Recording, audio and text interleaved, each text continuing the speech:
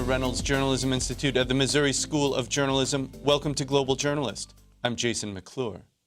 Donald Trump has suggested that as president, he'll nominate U.S. Supreme Court justices that would overturn Roe v. Wade, the landmark case that ended many abortion restrictions in the U.S. So what might happen if the court did overturn Roe? To explore this, we're going to turn to the Republic of Ireland, which has one of the world's most restrictive abortion laws. Abortion is illegal in the heavily Catholic country in all cases except when the life of the woman is at risk. Now, both the woman or the doctor performing the abortion can face up to 14 years in prison if convicted. The abortion ban is enshrined in the 8th Amendment to Ireland's Constitution, but recent polling in the country has shown that a majority of people favor fewer restrictions on abortion. Now, to learn more about the Irish experience outlawing abortion, we've got a great panel of guests. But first, we'll hear from Alva Smith. She's the chairwoman of the Coalition to Repeal the 8th Amendment, a group seeking to overturn Ireland's abortion ban. Alva, welcome to Global Journalist. Hi, Jason. Tell us, if you would, the U.S. seems likely to move towards greater restrictions on abortion in the coming years. What's the current political climate in Ireland like regarding its constitutional ban? Well, I think that we are we're going in the opposite direction, because certainly our polls and our experience on the ground is demonstrating very clearly that Irish people want to see a change.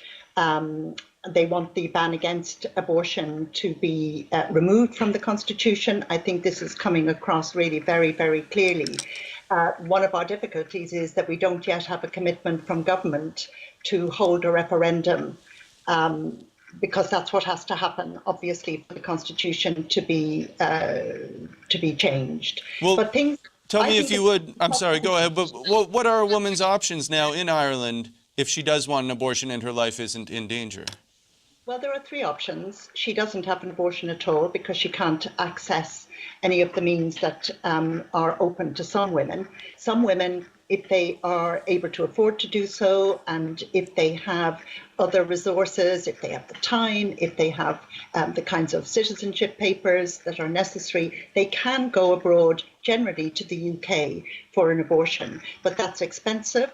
And as I say, you know, you've got to get time off work, you have to have childcare, you have to physically be able to make the journey. There are a lot of reasons why it's difficult for women to make that trip. The other option that's now increasingly available to women is to take the abortion pill, which they can obtain online, although technically that is illegal, and they could be subjected to 14 years in prison, as indeed could anybody who helps them to obtain the abortion pill online. So those are the three options. You don't have access to abortion at all, or you go to Britain, which approximately 3,500 women do every year, or you get the abortion pill illegally online, which we reckon approximately 1,000 women between the north and the south actually do every year now. And so in Northern Ireland, abortion is illegal as well. So it's not a matter of just going across the border into the UK on the same island. You actually have to go to Britain, to England, to Scotland. Exactly. The 1967 Abortion Act, which applies on mainland Britain, does not apply in the north of Ireland. So it's very, very difficult for women in the north to obtain an abortion. It's available only to protect the woman's life, or in the case of a very, very grave risk to her health. Otherwise, women in the north also have to go across to mainland Britain for an abortion. And your group, you're leading one of the groups that is seeking this change. How receptive has the government, how receptive has Prime Minister Enda Kenny been to this issue? Well, it's very interesting. The government, which is minority government, which is operating with the support of independents, has effectively recognised and acknowledged that this is a very important issue for people in Ireland. It's one that's not going to disappear off anybody's agenda any day soon. And rather than taking his courage in his hands and deciding to call a referendum, what he decided to do was to set up what he has called a citizens' assembly, which is to discuss and debate the issue and specifically recommend to government whether a referendum should be held or not. And when the Citizens' Assembly has finished its business, which it will have to do by June of 2017, the recommendations will be referred to a committee in our Parliament, the Dáil, which in turn will make a recommendation to government. So it's quite a lengthy process that we're looking at the moment. And this, it's worth bearing in mind, is in a country where we have had endless official bodies of one kind or another discussing and debating this issue since 1983. We've had 3 sets of referendums. We have had endless constitutional groups and other groups talking about it. So the government is quite clearly indicating to us that it's acknowledging the importance of the issue, but not wanting to grasp the nettle and take leadership and call a referendum. We did invite a number of activists from the pro-life, anti-abortion movement in Ireland to come on the program. Unfortunately, none of them accepted, but we do have a clip of Cora Sherlock of Ireland's pro-life campaign speaking in an interview last year.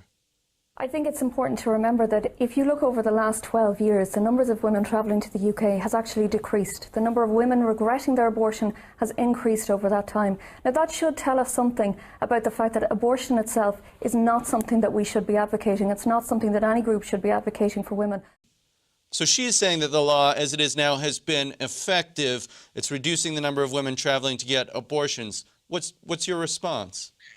Well, I think what's very important to bear in mind about the numbers is that they have actually remained extremely consistent over the past 10 to 12 years. That is to say that approximately 5,000 women in Ireland every year manage to access abortion services either in Britain or by using the abortion pill. So I think that those are just the figures. We do know, by the way, that the figures are probably higher in that some women who go to Britain give addresses in Britain rather than giving addresses in Ireland. We also know that there are women who access abortion, say, in the Netherlands or in Spain. So the numbers are actually remaining very steady indeed.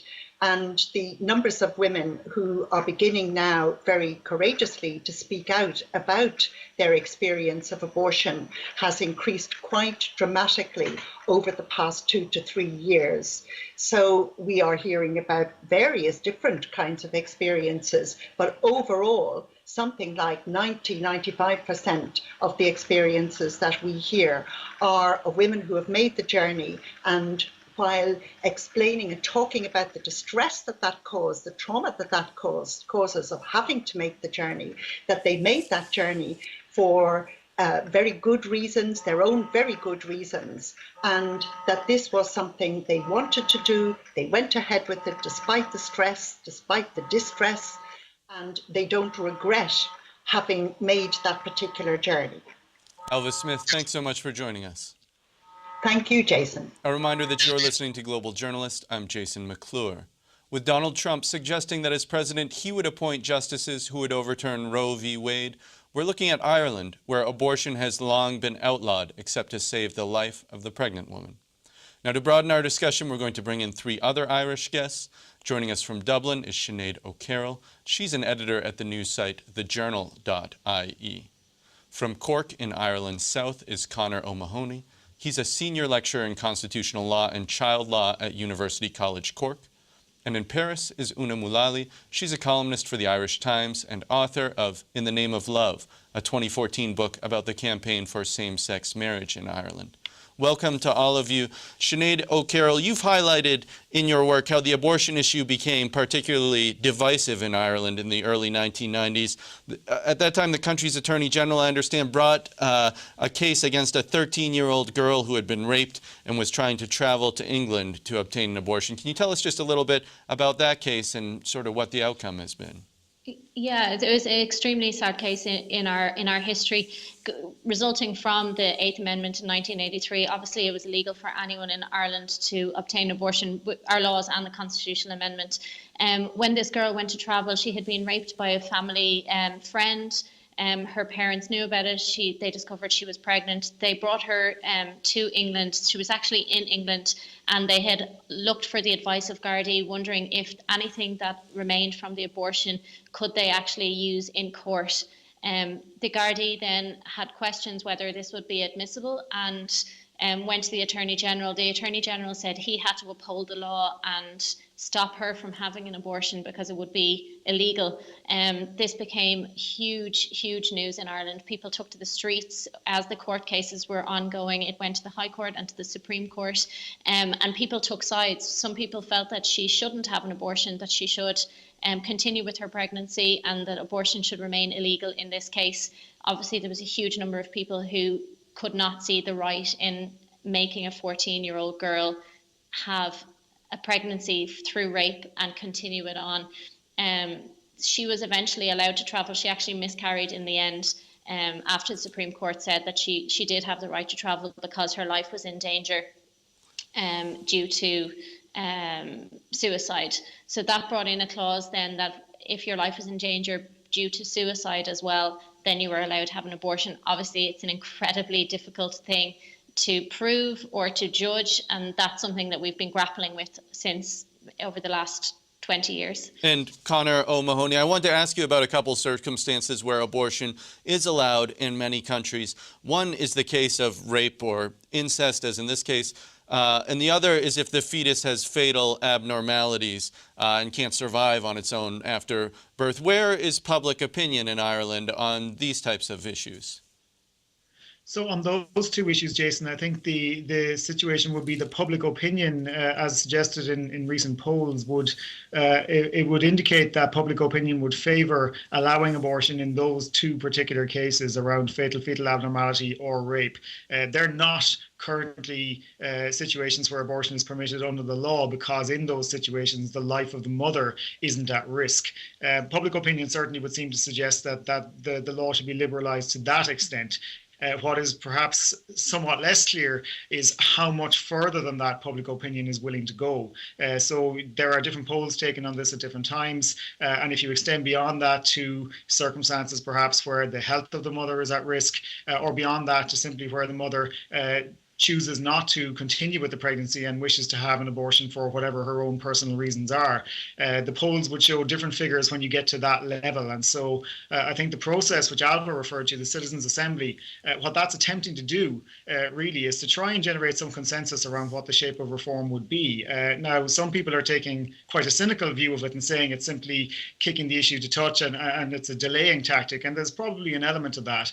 But I think at the same time, if you're going to have a referendum, the history in Ireland of referendums is that very often strong support in opinion polls doesn't necessarily translate into a strong support on polling day. And we've seen that in the past in issues such as divorce.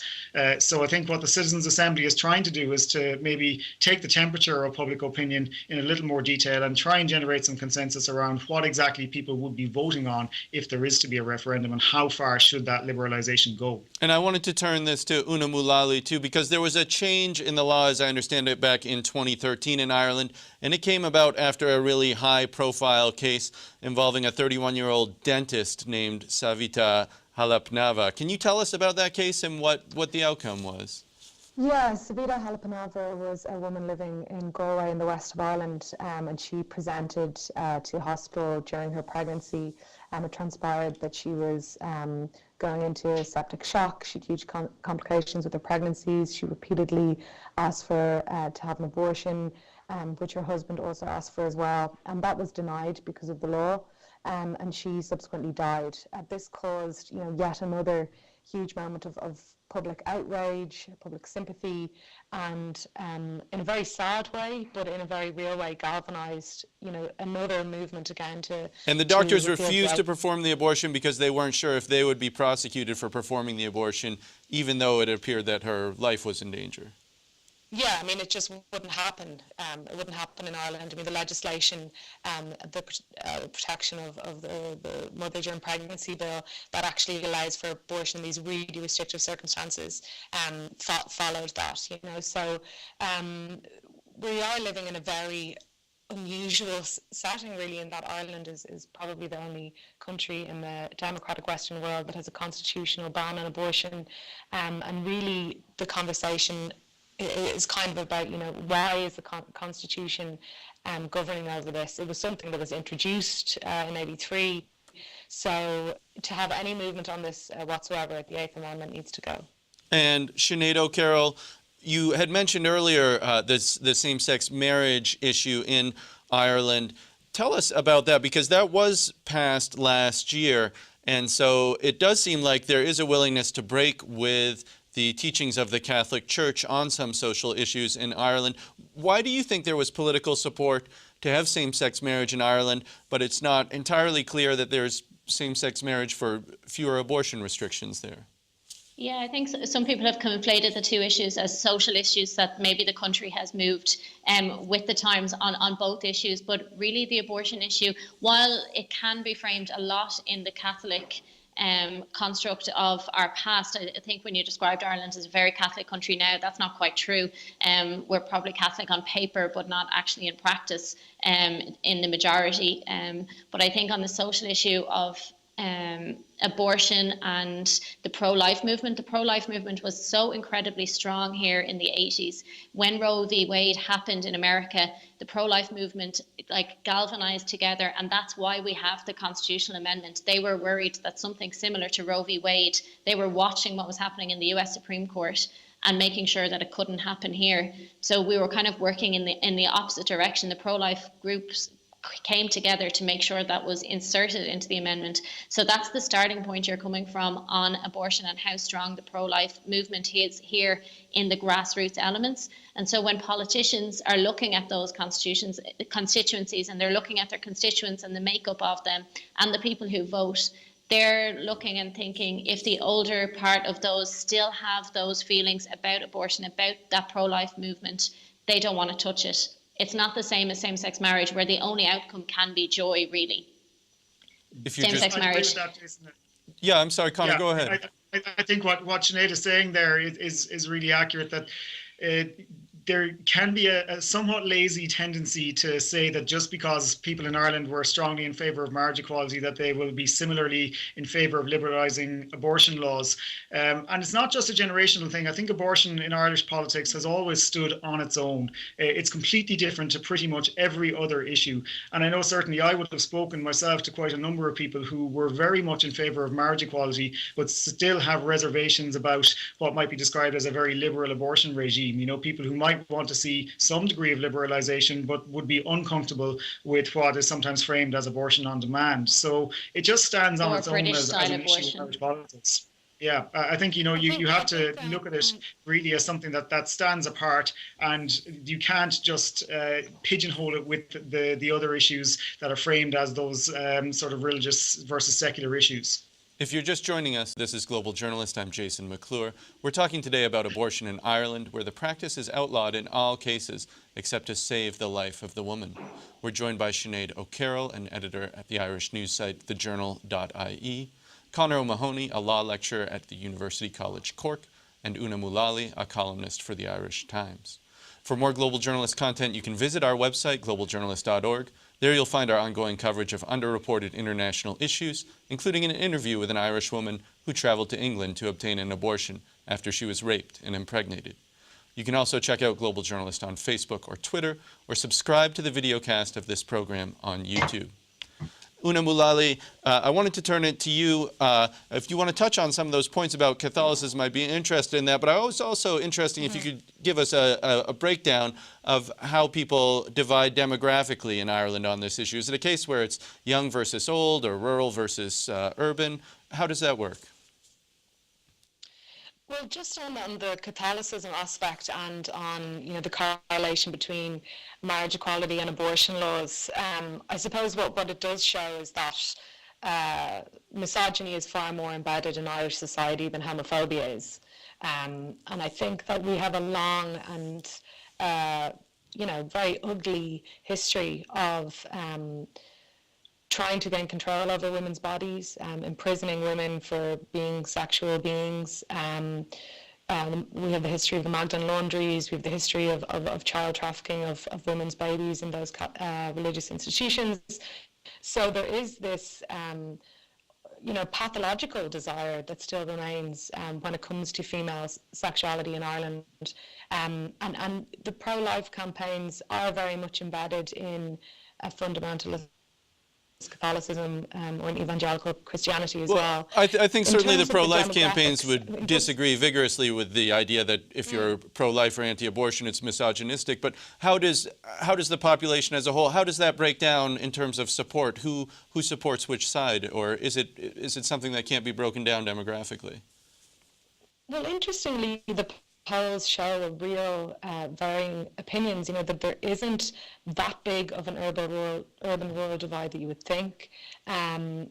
Yes, there is a kind of a more liberal attitude towards, women's reproductive rights amongst younger people than older people.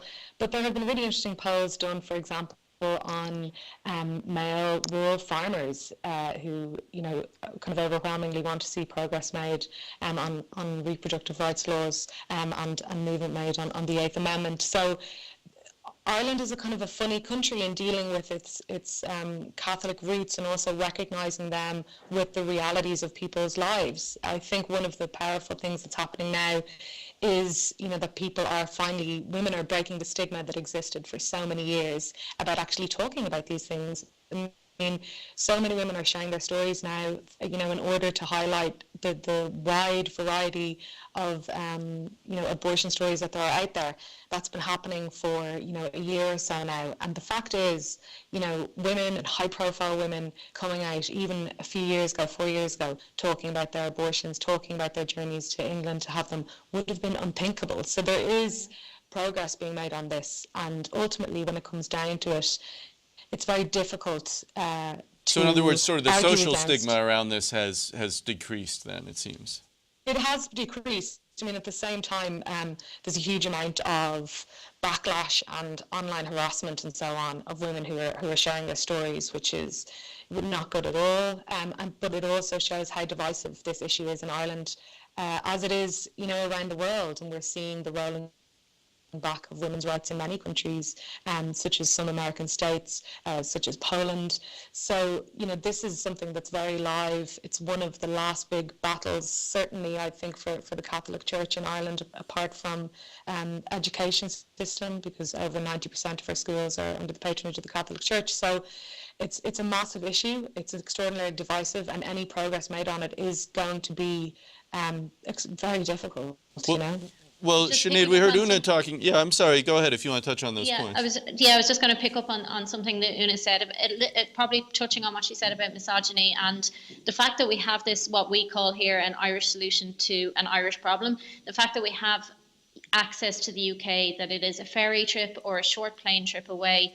Politicians and I think a lot of people feel like, and this is an anecdote or a theory that goes around with when groups of people talk about this, that there is a feeling among some people that it should be difficult to have an abortion, that there should be some punishment going with it. And I think that's the worrying part, that we have this access to the UK, because I think there is a feeling out there amongst probably too many people or a lot of people that actually it's okay that it's a bit hard, that it's a little bit of a punishment because you're making a decision that people are not quite comfortable with all the time.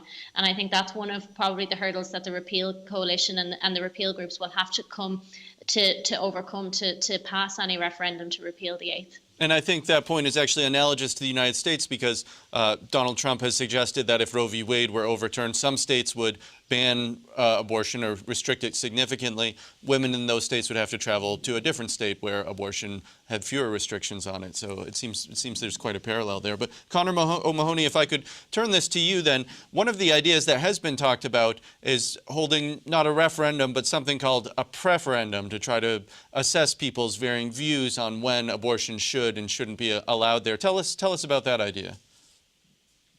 Well, the idea of the preferendum is that it gets you away from the very rigid binary choice model that we have in the referendum. The problem with the referendum is that what has to happen is that there is an agreed amendment to the Constitution first, and then people vote yes or no on it. And so it's something of a straitjacket, and it really means that before you can ever get to the point of a referendum being held, an awful lot of consensus has to be built. Whereas with a preferendum, you could put more than one option on the ballot, varying degrees of liberalisation, and allow the people to choose between those. I think if you had that model available, it might overcome some of the roadblocks we have at the moment around getting this to a public vote, that essentially Parliament has to nail its colours to the mast before we can have a referendum. They have to say this is the reform that we are supporting and we are voting on to get it on the ballot paper, and that slows things down. The preferendum might allow things to progress to voting at a quicker pace. The difficulty is that it's not currently permissible under our constitutional structure. The Constitution only allows for a two-choice yes or no referendum. And as long as we are stuck within that model, as I say, what needs to happen is that you need to get that consensus within Parliament of what is the model for reform. Are we going for abortion on demand, or are we going for something more restrictive than that? And building that consensus before they actually pass the measure that is needed to be passed in order to get the thing to a public vote. I might just very briefly respond to some of the things Una and Sinead were saying. Accepting where they're coming from on their perspective on it relating to women's rights and misogyny, and I think from where they're coming from, that's a very valid perspective. But as you mentioned, Jason, people on the pro-life side simply don't see it like that. They see it that they have a genuinely held belief that an unborn child is a human life, and really that is the primary motivation, I think, for a lot of those people. And to characterize them all as misogynistic, I think is it may be the impact of that from the perspective of the person who is restricted by the law, but I'm not sure it would necessarily be the motivation that the people who are pushing resistance to reform would be saying that's where they're coming from. I certainly wasn't characterising individuals. I think it's more a societal kind of overarching. Una Mullally, our time does grow short, so I'm just going to throw the last question to you then. Looking forward here in a couple of years, there's talk of having this referendum in 2018. Pope Francis is actually scheduled to come to Ireland in 2018. He's obviously quite popular there, as he is in many countries. What effect might that have on this? Where do you see this going? Well, it's a coincidence, really, isn't it? I know it was a meeting that was scheduled a while ago. I do think that Irish people talk a lot about sovereignty, especially in the wake of the economic collapse in 2008. But the fact is, there are large interventions by the hierarchy of the Catholic Church in Irish social life, in our education, in our health systems, and indeed in our constitution. And we have to remember the roots of this constitutional ban was very much rooted in a certain aspect of the Catholic Church and their supporters.